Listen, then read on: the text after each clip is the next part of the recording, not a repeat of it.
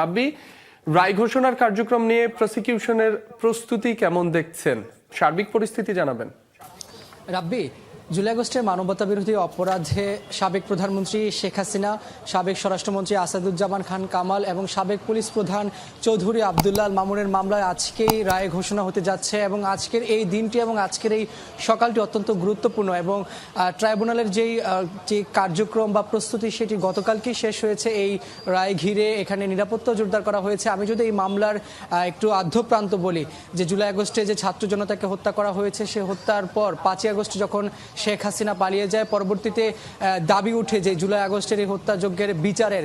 এরপরে আন্তর্জাতিক অপরাধ ট্রাইব্যুনাল পুনর্গঠিত হয় এবং গত বছরের অর্থাৎ 2024 সালের 14 আগস্ট আনুষ্ঠানিকভাবে শেখ হাসিনা সহ আওয়ামী লীগের নেতাকর্মীদের নামে যে অভিযোগ সেটি তদন্ত শুরু করে আন্তর্জাতিক অপরাধ ট্রাইব্যুনালের তদন্ত সংস্থা এবং 5 মাসের দীর্ঘ তদন্ত শেষ করে চলতি বছরের 12 মে তদন্ত প্রতিবেদন জমা দেওয়া হয়। পরবর্তীতে 1 জুন এই তদন্ত প্রতিবেদনের ওপর যে আনুষ্ঠানিক যে অভিযোগ, সে অভিযোগ দাখিল করে, পাশাপাশি অভিযোগের শুনানি হয়।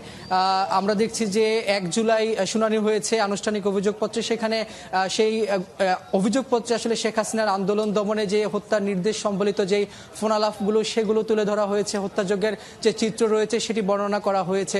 পাশাপাশি 3 আগস্ট থেকে এই মামলার যে সাক্ষ্য গ্রহণ অধ্যায় সেটি শুরু হয় এবং দীর্ঘ 28 কর্মদিবসে 54 জন সাক্ষীর সাক্ষ্য গ্রহণের মধ্য দিয়ে এই মামলাটির যে সাক্ষ্য গ্রহণ অধ্যায় সেটি শেষ করেছে এই আন্তর্জাতিক অপরাধ ট্রাইব্যুনাল প্রসিকিউশন। এরপর যুক্তিতর্ক শুরু করা হয়। সেখানে যুক্তিতর্কে নানা আন্তর্জাতিক আইনের যে নজির রয়েছে এই মানবতা বিরোধী অপরাধের মামলার বিভিন্ন রায় হয়েছে সেটি তুলে ধরা হয়েছে।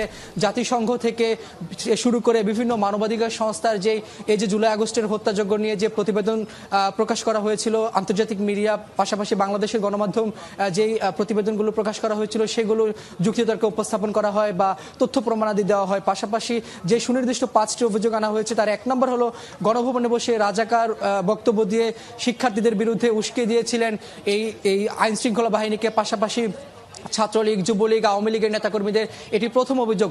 পাশাপাশি ষড়যন্ত্রকারী হিসেবে প্রধান মাস্টার মাইন্ড এবং হুকুমদাতা হিসেবে শেখ হাসিনাকে দ্বিতীয় অভিযোগটি আনা হয়েছে।